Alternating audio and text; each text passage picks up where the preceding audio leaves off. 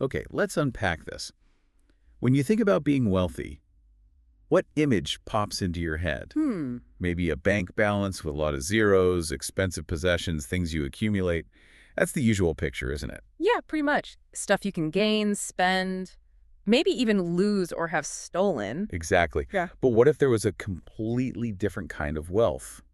A treasure that couldn't be lost, couldn't be stolen, and offered, I don't know, true, unshakable security. Well, that's exactly the kind of treasure we're diving into today. Our focus is on something called the Ariyadhana Katha. Ariyadhana Katha. Okay. These are ancient verses from Buddhist teachings, often translated as the treasures of the noble ones, or sometimes just noble treasures. Right, and we're exploring these treasures through the lens of a very specific discourse, right? A particular teaching on these verses that offers, well, quite a unique interpretation. That's right. It gives a very specific angle. So our mission today is to understand what these four noble treasures mean according to this teaching, what it truly takes to possess them from this perspective, and why, if you have them, the wise say you are not poor and your life has not empty of purpose. It's a view that really redefines what spiritual wealth is all about, you could say. It sounds like it. And our source material gives us a clear path to follow. So let's jump right into the first of these treasures. Okay. The first verse speaks of yasa sada Tathagata akala supatisita. That means, roughly, faith in the Tathagata, which is unshakable, well-established. Unshakable faith in the Tathagata. Now, Tathagata is a term for the Buddha, we know that. But what does unshakable mean in this context? And is there anything unique about who or what the Tathagata is, according to this specific teaching? This is where our source gets particularly interesting. For this teaching, unshakable faith means faith that is absolutely firm, not wavering, not fickle in the slightest. It's the kind of deeply grounded conviction that truly commits you to the spiritual path. You aren't just intellectually nodding. Your whole being is sort of oriented towards it. And the object of that faith, the Tathagata. Yes, but the source makes a very specific and direct statement here. It quotes, Dhammakaya aha itp. Okay, and that means? I, the Tathagata, am the Dhammakaya. Dhammakaya translates roughly as Dharma body. Wow. Okay. So for this teaching, unshakable faith in the Tathagata specifically means unshakable faith in the Dhammakaya. Precisely. And this faith isn't just believing it exists, is it? It sounds like more. No, it goes much deeper. This faith should inspire you to actually see the Dhammakaya within yourself, to work to purify it, and ultimately to become the Dhammakaya. Become it. Yes. The source describes seeing it clearly, brightly, without any blemish, almost like looking into a perfectly clean mirror and seeing your face smiling back with absolute certainty. This conviction means you see the Dhammakaya as your true refuge, the ultimate reality, with nothing greater anywhere. That's a powerful redefinition of faith. It's faith directed at a specific internal, luminous reality, the Dhammakaya, that you are meant to realize. Exactly. And this faith means your mind is constantly centered there. Is that the idea? That's what the teaching says.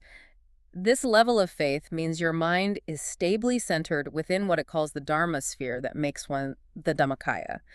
It's stable day and night. Day and night, even when you're not actively thinking about it. That's the implication. Whether you are consciously aware of it or even when you're resting or asleep, there's a connection, a brightness that you wake up to.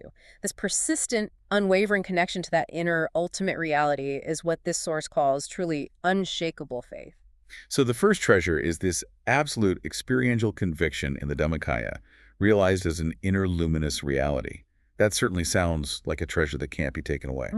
It's internal. All right, let's move on then. What about the second noble treasure? Okay, the second verse states, Salanyaka yasa kalike ariyakantara patsestite. And that translates to? This means morality, sila, which is good, desired by the noble ones, praised. Morality, ethical conduct. Okay, this seems perhaps more familiar. We often think of keeping precepts, following rules. Is that what this treasure is about? Well, that's part of it. The conventional understanding, definitely. But again, this teaching offers a specific, deeper interpretation. It emphasizes a purity that goes beyond just the outward actions.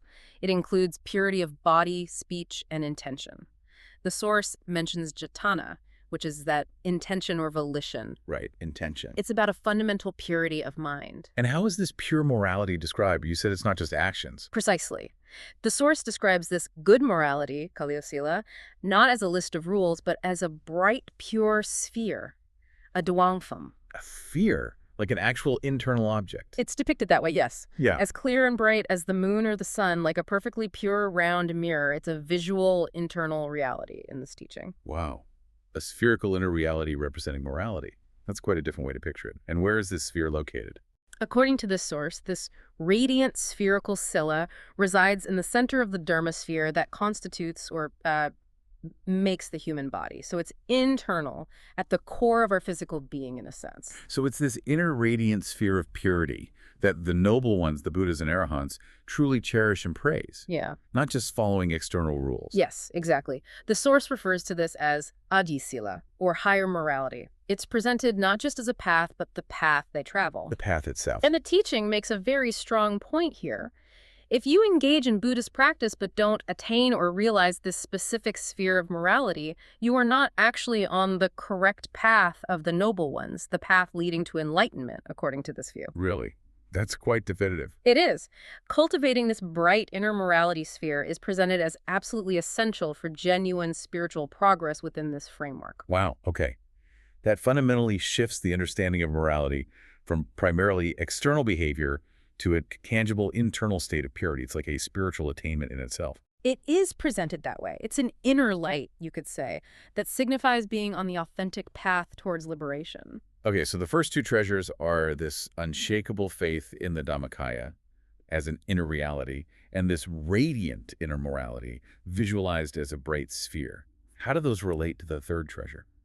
Well, it seems once you have that foundation of faith and inner purity, you naturally look towards the spiritual community, the Sangha, with a different kind of appreciation. The Sangha. The third treasure is mentioned in the verse, Sage pasado yasati. This means confidence, pasada, in the Sangha exists for whom? Confidence in the Sangha, right. The community of practitioners, especially the monastics. We usually think of this as having respect for virtuous monks and nuns, supporting the monastic institution, that sort of thing. And the source acknowledges that standard level of faith, for sure. It even includes the classic story of King Siddhartha, that's King Ashoka, being deeply inspired by the pure conduct of the young novice Nigroda. Oh, right. I know that story. Witnessing such virtue certainly strengthens conventional faith and helps the tradition continue. That's seen as a valid starting point. But given the interpretations of the first two treasures, I suspect this teaching goes deeper with the Sangha as well. Oh, it absolutely does. True confidence in the Sangha, from this specific perspective, is confidence in those beings who embody the Dhamma at progressively deeper levels, particularly those who have attained the Dhammakaya. Attained the Dhammakaya. These are considered the true Sanaratana, the real treasure of the Sangha. So the highest level of the Sangha, according to this teaching, are these realized beings, the ones who have attained the Dhammakaya itself. Exactly. And here's where it gets quite unique. The source explains that these attained beings, the true Sangha, uphold the Dhamma. It uses the phrase sagana daripo. Uphold the Dhamma. How? Well, not just by preserving scriptures or rules, though that's important too. In this teaching, they uphold the Dhamma by actively maintaining the inner Dharma spheres, those dongtham we mentioned, of the subtler levels of being. The subtle bodies we touched on earlier, the spheres associated with them. Yes. According to this teaching, there are layers of reality or being associated with these Dharma spheres. The sphere that constitutes the human body, then the subtle human body, the celestial body, and so on, all the way up to the Dhammakaya. Right. The Sankharatana, these realized beings, are described as maintaining the structural integrity of these inner realities. It's like the subtle human body sphere upholds the gross human body sphere, the celestial upholds the subtle human, and so on. With the ultimate Sangha, the subtle Dhammakaya, upholding the sphere that makes the ordinary Dhammakaya. Hold on. So the deeper faith, the real pasada here, is a profound confidence in this specific function of the realized Sangha, that they are actively maintaining the very internal spiritual structures, these spheres, that allow for enlightenment. They're like the guardians of the path's underlying fabric. That is the specific interpretation offered, yes. It means your confidence isn't just in a visible institution or virtuous behavior alone, but in the invisible fundamental reality of those beings who have attained the ultimate truth, and in doing so, support the possibility of attainment for others by maintaining these inner Dharma spheres. Wow. This deep understanding brings a unique sense of satisfaction and is the core of confidence in the Sangha in this particular teaching. That's a powerful and Yeah, radical concept of the Sangha. It links them directly to the internal luminous structure of reality itself, as seen in this tradition. It definitely elevates the concept. It's about upholding the Dhamma on a much deeper, more fundamental level. Okay, okay.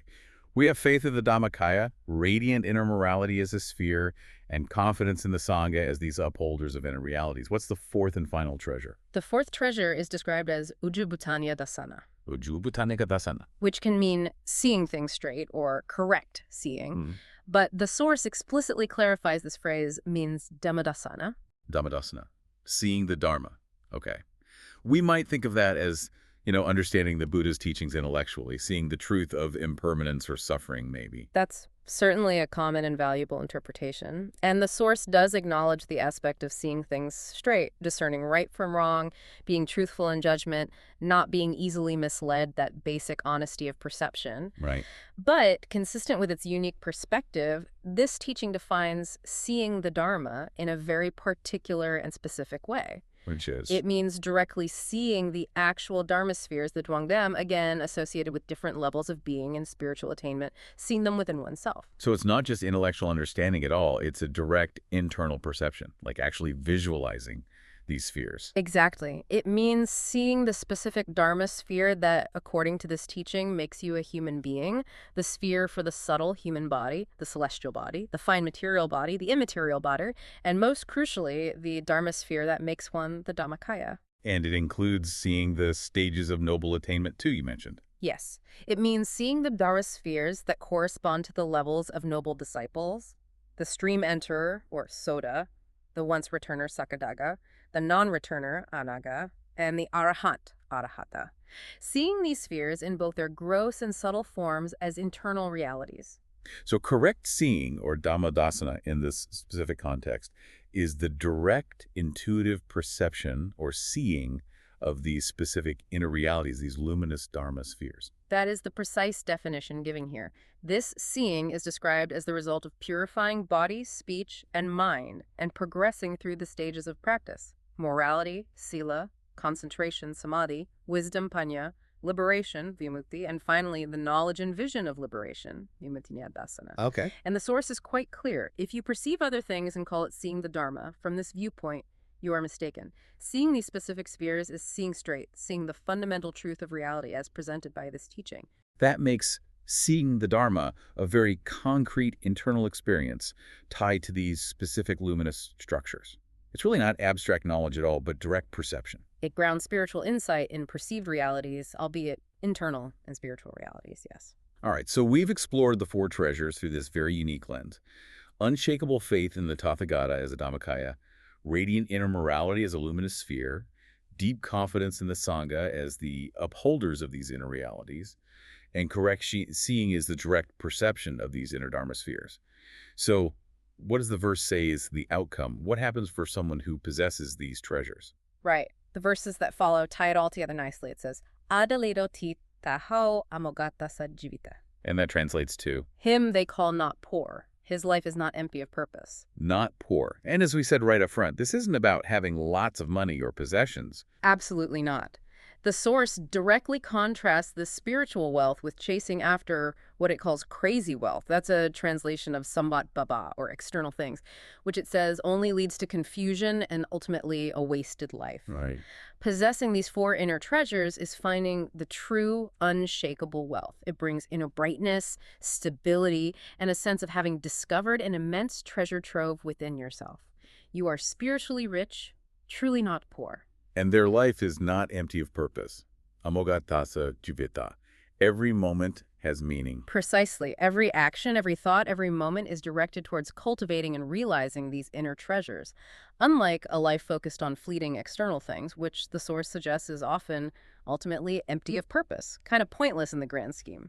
And the final verse is basically an instruction then, reminding us what to do with this knowledge. Yes, exactly. It's a call to constant practice.